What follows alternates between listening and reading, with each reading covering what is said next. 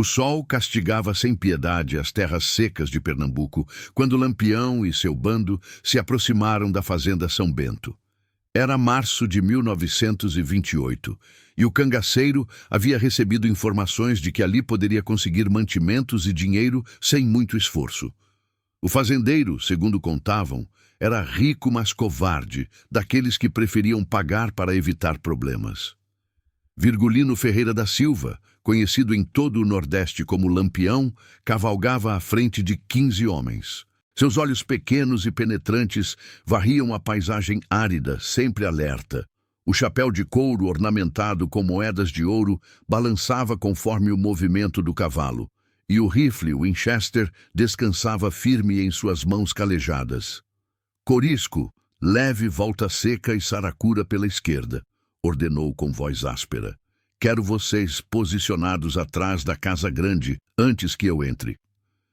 Corisco assentiu e partiu com os 2 cangaceiros, suas alpercatas fazendo pouco ruído sobre a terra batida. Era um homem magro e nervoso, com cicatrizes que contavam histórias sangrentas, e obedecia Lampião com a lealdade de quem sabia que a desobediência custava a vida. O bando havia passado 3 dias cavalgando desde o último combate com a polícia em Floresta. 2 soldados morreram naquela escaramuça e um dos cangaceiros, Zé Sereno, ainda carregava um ferimento no ombro esquerdo. A fome apertava e os mantimentos estavam escassos. A fazenda São Bento parecia uma oportunidade perfeita. Enquanto se aproximavam, Lampião rememorou como chegara até ali. Não fora escolha, mas necessidade que o transformara no homem mais temido do sertão. A família Ferreira vivia em paz em Serra Talhada até que os Saturnino começaram a perseguição. Primeiro mataram seu pai, José Ferreira. Depois foram atrás dos irmãos, Antônio Ferreira, Ezequiel, Livino. Todos tiveram que pegar em armas para sobreviver. O cangaço não era romance. Era uma guerra sem fim, onde só os mais brutais permaneciam vivos. Lampião aprendera isso cedo, quando viu o primeiro homem morrer por suas mãos. Era um jagunço do Saturnino, e Virgulino tinha apenas 17 anos. O homem implorou por misericórdia, mas não houve. A partir daquele dia, Lampião entendeu que no sertão a piedade era luxo de morto. «Capitão, tem movimento na casa», alertou o mergulhão apontando para as janelas da fazenda. Lampião ergueu a mão, fazendo o bando parar. Suas narinas dilataram como as de um animal farejando perigo. Algo não estava certo. O silêncio era pesado demais, artificial.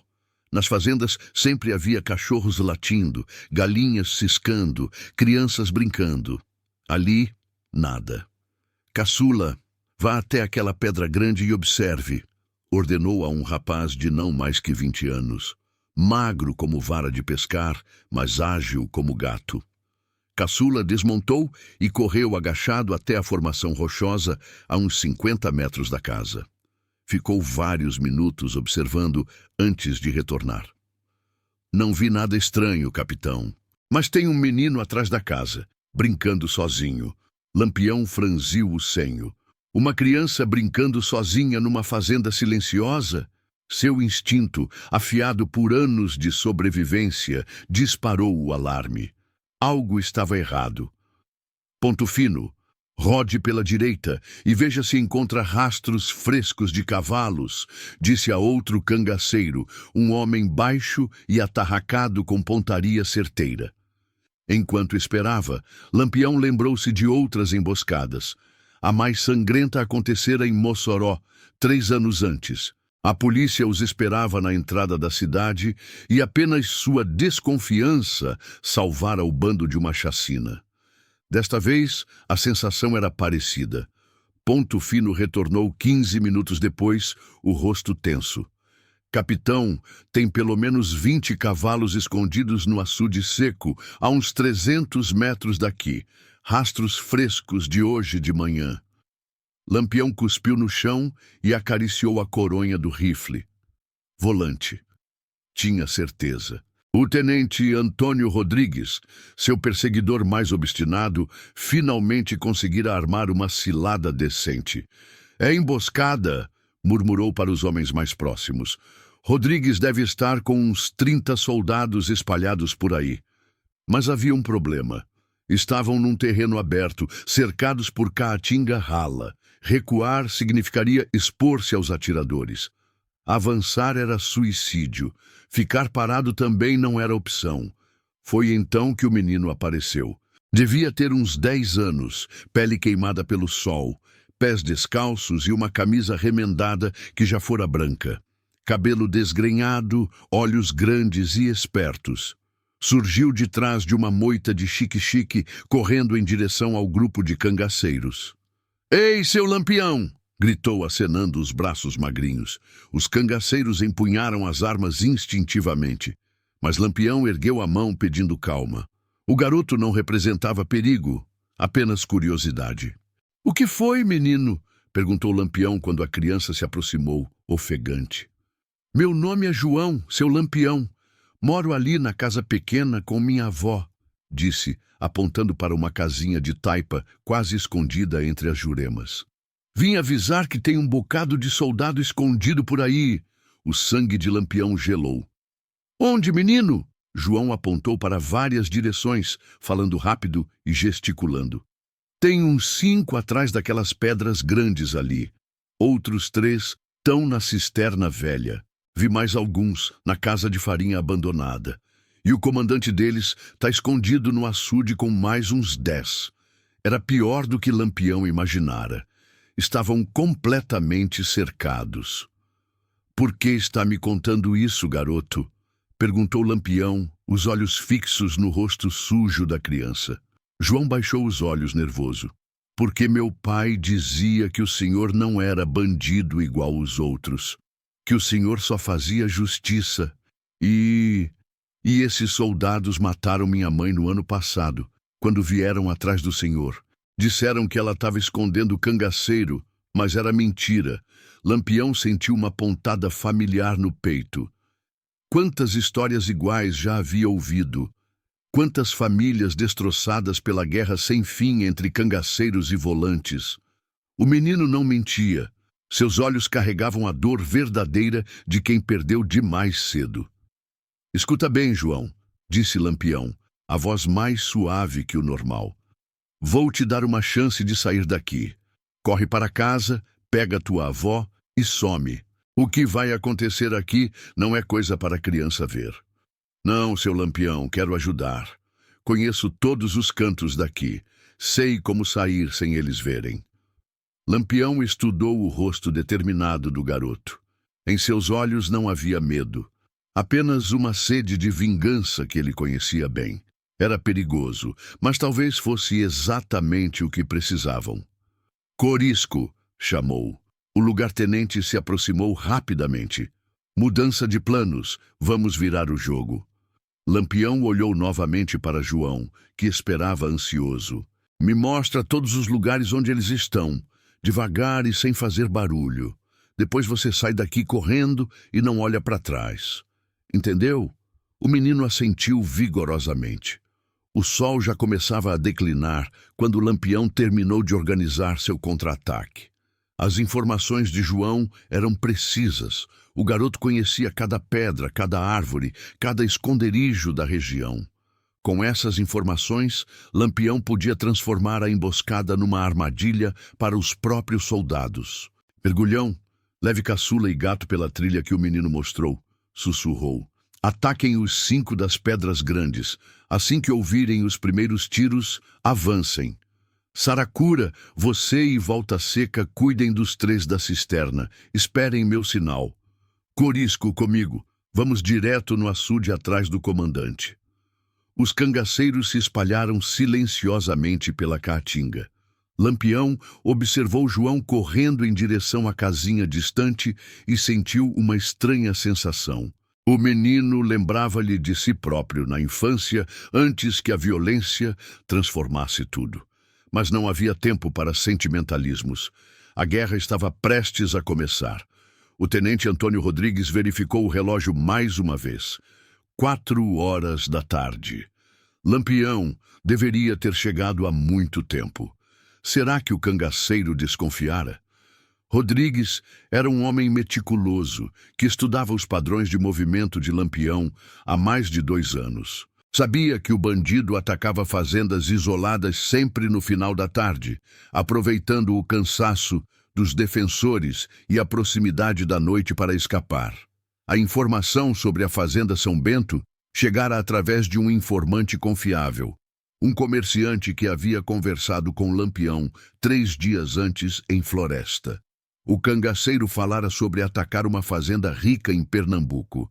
Não mencionara qual, mas Rodrigues fez suas apostas. 30 soldados experientes, posicionados estrategicamente. Rifles modernos, munição farta e um plano quase perfeito. Assim que Lampião entrasse no cercado da fazenda, seria recebido por uma chuva de balas de todas as direções. Sargento Macedo, algum movimento? Sussurrou para o rádio. Negativo, tenente. Tudo calmo por aqui. Rodrigues franziu o senho. Lampião era pontual como relógio.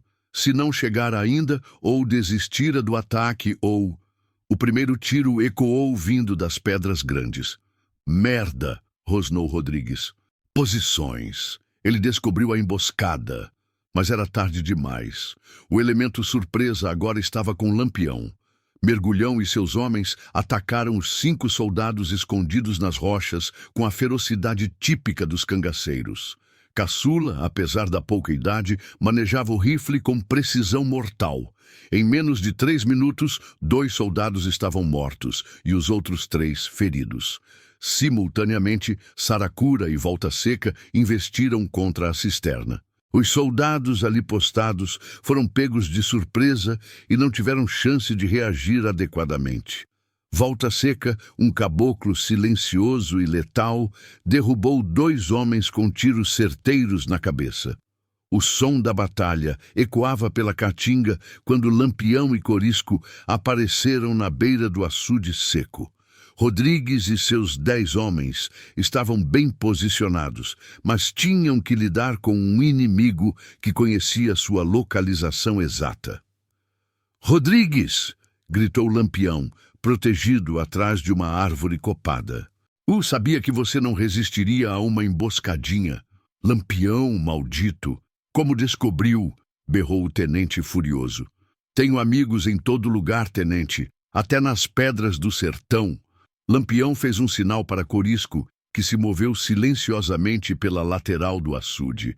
O plano era simples, manter Rodrigues ocupado com conversa, enquanto seu lugar-tenente flanqueava a posição inimiga.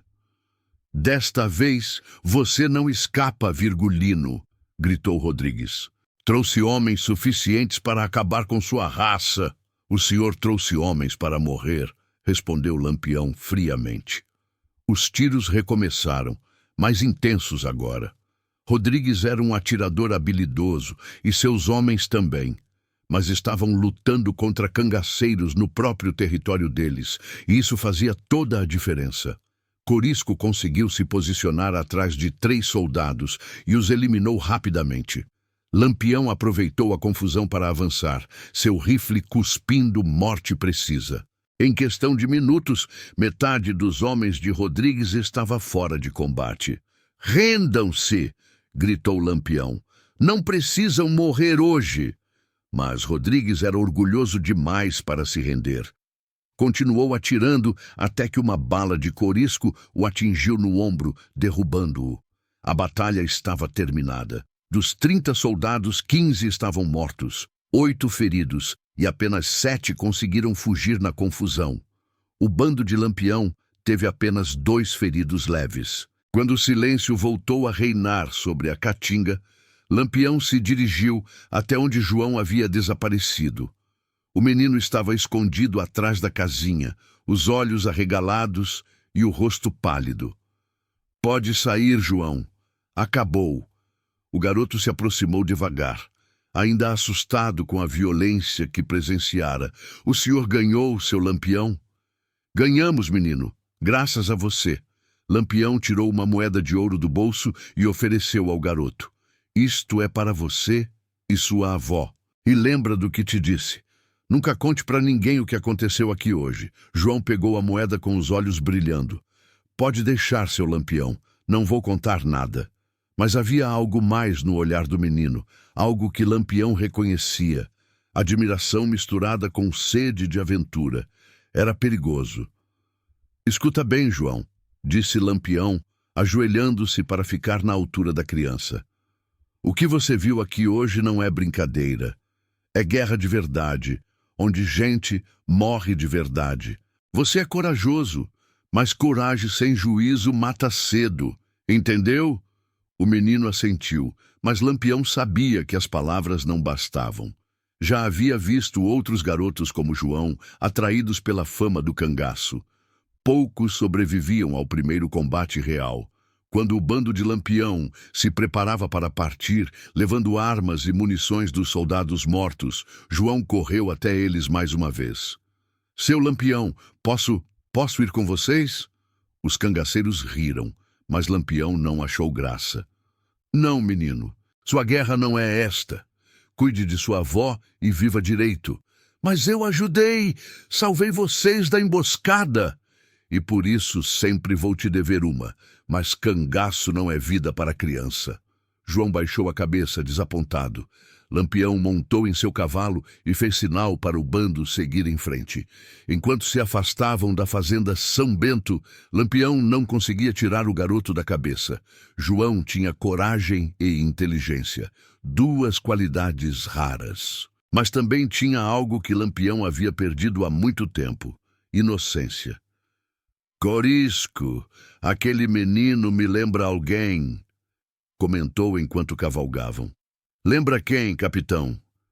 A mim mesmo antes de tudo isso começar. Corisco olhou para o capitão com curiosidade, mas não fez perguntas.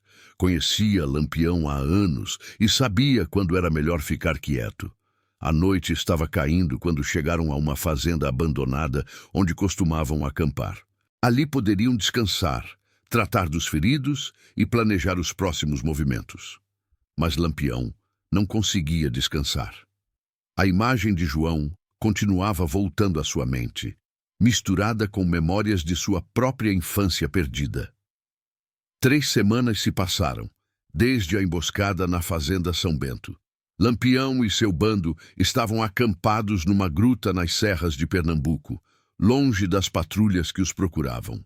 O tenente Rodrigues havia sobrevivido aos ferimentos e intensificara a perseguição, prometendo uma recompensa de 5 contos de réis pela cabeça do cangaceiro. Volta Seca estava de guarda na entrada da gruta quando avistou uma figura pequena subindo a trilha íngreme.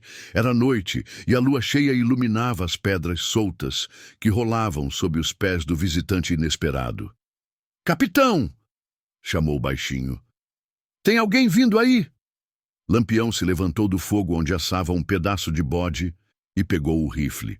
Os outros cangaceiros também se prepararam, espalhando-se pelas sombras da gruta. Quando a figura se aproximou o suficiente, Lampião reconheceu o vulto franzino. «João, o que você está fazendo aqui, menino?» O garoto chegou ofegante, os pés descalços, sangrando pelos cortes das pedras. Trazia uma trouxa pequena nas costas e o rosto magro, ainda mais emagrecido que antes. «Seu Lampião, eu fugi de casa», disse entre respirações pesadas. «Fugiu por quê?» perguntou Lampião, a voz áspera. João baixou os olhos, envergonhado. «Minha avó morreu na semana passada. Ficou doente e não tinha dinheiro para remédio.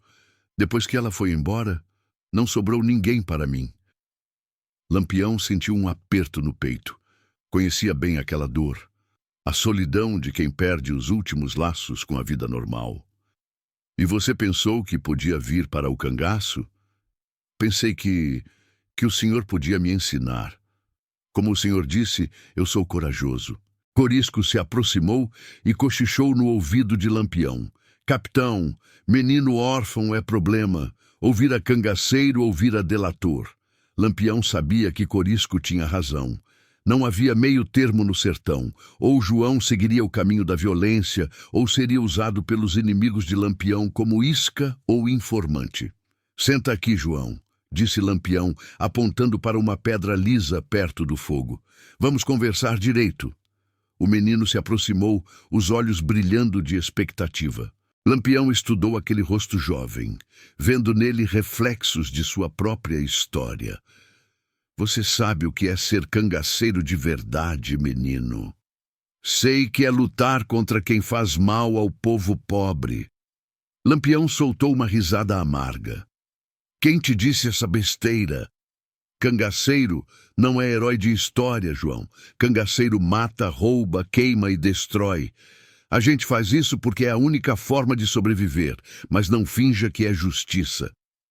João pareceu confuso. Mas o senhor ajudou minha família.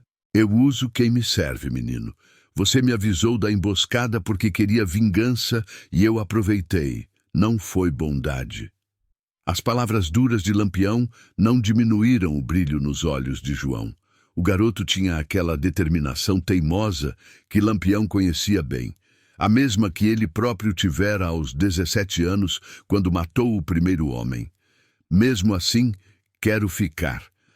Lampião olhou para os outros cangaceiros ao redor do fogo. Mergulhão cozinhava feijão numa panela amassada. Saracura limpava o rifle com um pedaço de pano sujo. Caçula, que não era muito mais velho que João, afiava uma faca numa pedra de amolar. Todos haviam chegado ao cangaço por caminhos parecidos. Órfãos, fugitivos, perseguidos. O sertão não oferecia muitas alternativas para quem nascia pobre e sem proteção. Está bem, disse Lampião finalmente, mas tem condições. João se endireitou atento. Primeiro, você obedece sem questionar. Segundo, não vai para combate até eu dizer que pode. Terceiro, na primeira vez que chorar ou pedir para ir embora, te largamos na primeira cidade que encontrarmos. Pode deixar, seu Lampião. E mais uma coisa, acrescentou Lampião, a voz mais dura. A partir de agora não tem mais volta. Quem entra no cangaço sai só morto ou preso. Tem certeza? João assentiu com vigor. Mas Lampião duvidava que o garoto entendesse realmente o que estava aceitando. Nos dias seguintes, João começou a aprender as regras brutais do cangaço. Acordava antes do amanhecer, carregava água, cuidava dos cavalos, ajudava a cozinhar.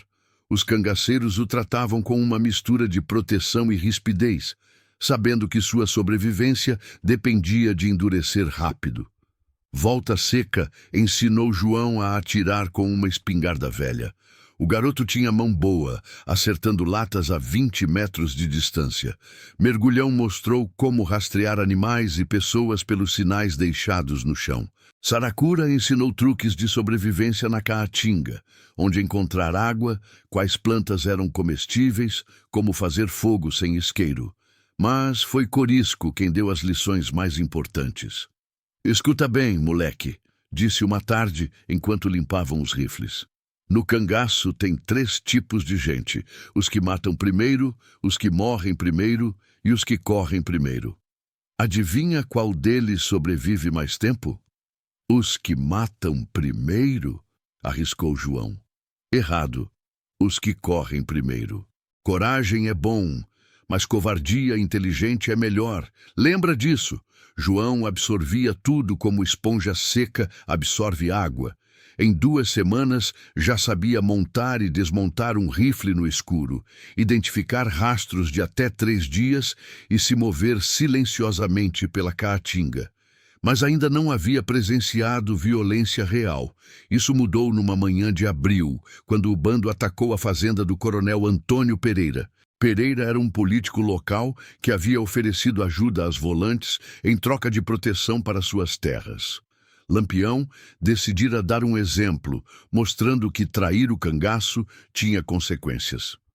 João, você fica aqui cuidando dos cavalos, ordenou Lampião antes do ataque. Mas seu Lampião, sem discussão.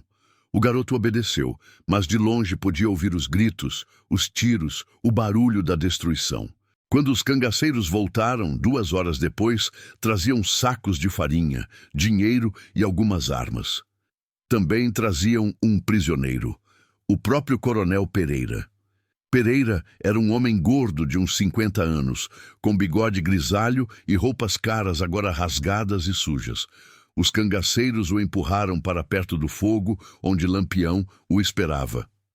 "Coronel", disse Lampião, a voz perigosamente calma. "Me contaram que o senhor anda oferecendo dinheiro para quem me entregar." "Lampião, eu nunca fiz isso", gaguejou Pereira. "Não minta para mim, tenho testemunhas." Lampião fez um gesto para Corisco, que se aproximou com uma faca afiada. Foi então que João viu o verdadeiro rosto do cangaço. Corisco cortou a orelha direita de Pereira com um movimento rápido e preciso. O grito do coronel ecoou pela caatinga e o sangue jorrou pelos dedos que ele pressionava contra o ferimento. "Esta é para você lembrar de não mexer comigo", disse Lampião friamente. "A próxima vez é o pescoço." João sentiu o estômago revirar. Havia imaginado que o cangaço era sobre luta e honra, não sobre torturar homens indefesos. Mas controlou a náusea, lembrando das palavras de Lampião sobre não chorar. "Soltem ele", ordenou Lampião. "Deixem voltar para casa. Quero que todos saibam o que acontece com quem me traiu." Pereira cambaleou para longe, ainda sangrando e gemendo. Os cangaceiros riram e voltaram às suas atividades como se nada tivesse acontecido. Naquela noite, enquanto os outros dormiam, João ficou acordado pensando no que havia presenciado. A imagem da orelha sendo cortada não saía de sua cabeça. "Arrependido?" perguntou uma voz atrás dele. João se virou e viu Lampião, sentado numa pedra, fumando um cigarro de palha. "Não sei, seu Lampião. É normal ficar enjoado na primeira vez. Também fiquei." "O senhor ficou?" "Vomitei a noite inteira depois que matei meu primeiro homem. Achei que ia morrer de desgosto." Lampião deu uma tragada longa no cigarro. "Mas sabe o que aprendi, João? O mundo não liga se você tem nojo da violência. Ele só liga se você é forte o suficiente para fazer o que precisa ser feito." "E o que precisa ser feito?" "Sobreviver. Custe o que custar." João ficou calado por um tempo, digerindo as palavras. "Seu Lampião, posso fazer uma pergunta?" "Pode." "O senhor sente remorso pelas coisas que faz?" Lampião riu baixinho, mas não havia alegria no som. "Remorso é luxo de rico, menino. Pobre não pode se dar ao luxo de sentir remorso. A gente faz o que precisa para não morrer e depois segue em frente. Mas às vezes o senhor não pensa como seria se tivesse escolhido diferente." A pergunta pegou o Lampião desprevenido. Por um momento, seu rosto endurecido mostrou uma sombra de algo mais profundo. Saudade, talvez, ou arrependimento. "Todo dia", admitiu. "Todo dia penso como seria se meu pai não tivesse sido morto, se eu tivesse casado com uma mulher direita, tido filhos, plantado roça." Lampião parou de falar e fitou as estrelas. "Mas não adianta pensar no que podia ter sido, João. A gente trabalha com o que tem." Nos meses seguintes, João foi gradualmente incorporado às atividades do bando.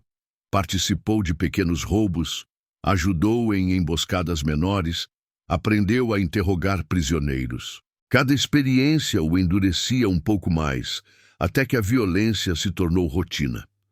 Lampião observava a transformação do menino com sentimentos contraditórios. Por um lado, sabia que João precisava endurecer para sobreviver.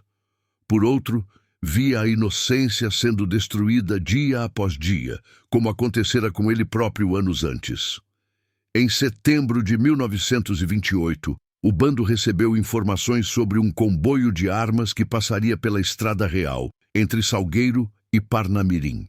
Era uma oportunidade grande demais para desperdiçar. As armas poderiam equipar o bando por meses. "João, desta vez você vem conosco", disse Lampião na véspera do ataque. O garoto, agora com 11 anos, mas parecendo mais velho, assentiu seriamente. "Qual é o plano, capitão?" "Simples. O comboio tem uns 10 soldados de escolta. A gente se esconde nas pedras do desfiladeiro e ataca quando eles estiverem bem no meio. Você fica na retaguarda com Volta Seca, cuidando dos cavalos e vigiando se não vem reforço. Entendi. Era a primeira vez que João participaria de um combate real. Lampião sabia que seria um teste definitivo. O garoto sairia dali como cangaceiro de verdade ou como mais um corpo na caatinga. Na manhã do ataque, o bando se posicionou no desfiladeiro da Boa Esperança, um local ideal para emboscadas. As pedras altas ofereciam proteção e ângulos de tiro perfeitos. Lampião havia usado o local outras vezes, sempre com sucesso. João ficou na retaguarda conforme ordenado, cuidando dos cavalos junto com Volta Seca. O coração batia forte no peito magro, mas suas mãos não tremiam ao segurar o rifle. Meses de treinamento haviam transformado o menino assustado num jovem guerreiro. O comboio apareceu por volta das 10 da manhã. 3 carretas cobertas por lonas, escoltadas por 12 soldados bem armados. O sargento que comandava a escolta era experiente, mantendo os homens alertas e espalhados. Lampião esperou até que as carretas estivessem bem no centro do desfiladeiro antes de dar o sinal. O primeiro tiro veio do rifle de Corisco, derrubando o sargento da cela.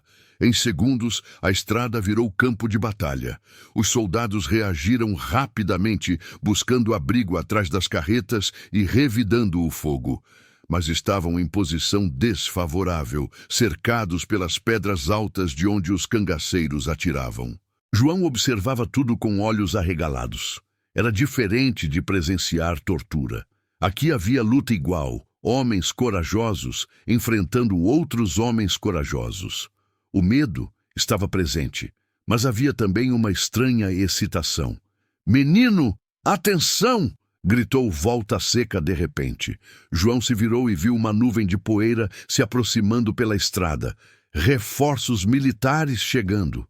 Devia haver pelo menos 20 cavaleiros, ainda a uns 2 quilômetros de distância. "Seu Lampião!" gritou João, correndo até onde o capitão lutava. "Tem mais soldados chegando!" Lampião olhou para a nuvem de poeira e pragmateou rapidamente. "Corisco, peguem as armas das carretas e vamos sair. Tem volante grande chegando." Os cangaceiros agiram com eficiência letal. Em 10 minutos, haviam eliminado a escolta, saqueado as armas e munições e montado para a fuga. João ajudou a carregar as caixas pesadas, suando sob o sol forte. Quando os reforços chegaram, o bando de Lampião já estava a léguas de distância, cavalgando pelas trilhas secretas da Caatinga. Naquela noite, acampados numa gruta conhecida apenas por eles, os cangaceiros fizeram inventário do saque. Havia rifles modernos, pistolas, centenas de cartuchos e até 2 metralhadoras portáteis. "Bom trabalho hoje, João", disse Lampião, oferecendo um pedaço de carne assada ao garoto. "Obrigado, capitão." Você não hesitou quando precisou avisar sobre os reforços. Isso salvou todos nós. João se sentiu orgulhoso, mas também percebeu algo mudando dentro dele. A violência não o enjoava mais. Pelo contrário, havia sentido uma estranha satisfação ao ver os soldados caindo sob os tiros dos cangaceiros. Era uma percepção perturbadora, mas verdadeira. Nos meses seguintes, João participou de dezenas de combates e assaltos. Sua pontaria melhorou rapidamente e logo estava matando com a mesma frieza dos cangaceiros veteranos. Lampião o observava com uma mistura de orgulho e tristeza. Orgulho pela eficiência do jovem guerreiro, tristeza pela perda definitiva do menino que ele conhecera. Em dezembro de 1928, o bando atacou a cidade de São José do Egito. Era uma operação grande, com mais de 30 cangaceiros participando. O objetivo era saquear o banco e as casas comerciais mais ricas. João, agora com 12 anos, mas falando e agindo como homem feito, comandava um grupo de 5 cangaceiros na ocupação da praça principal. Sua frieza e competência impressionavam até os veteranos. Durante o ataque, um comerciante português tentou esconder dinheiro numa parede falsa. João descobriu o esconderijo e ordenou que o homem entregasse tudo. "Por favor, menino, é tudo que tenho", implorou o português. "Não sou menino", respondeu João com voz dura. "E se não entregar agora, vai entregar morto." O comerciante obedeceu, tremendo de medo. João pegou o dinheiro sem demonstrar qualquer emoção. Lampião, que havia presenciado a cena, ficou perturbado.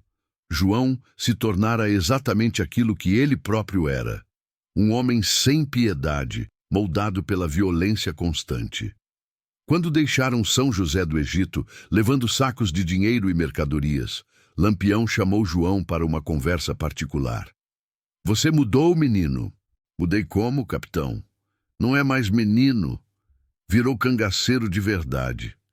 João sorriu, tomando aquilo como elogio. "Foi o que o senhor me ensinou." "Foi. E às vezes me pergunto se fiz certo." A confissão surpreendeu João. "Por que diz isso?" Lampião ficou um tempo calado, olhando para o horizonte onde o sol se punha por trás das montanhas secas. "Porque quando te conheci, você ainda era inocente. Tinha algo que eu perdi há muito tempo. E agora? E agora? Agora você é igual a mim. E não sei se isso é bom ou ruim." João não entendeu completamente as palavras de Lampião, mas sentiu que havia algo importante por trás delas.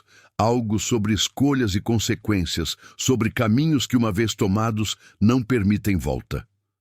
Naquela noite, enquanto o bando descansava numa fazenda abandonada, João repensou sua jornada.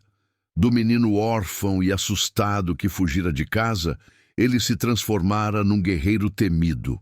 Havia matado pelo menos 15 homens, saqueado dezenas de casas, espalhado terror por todo o sertão.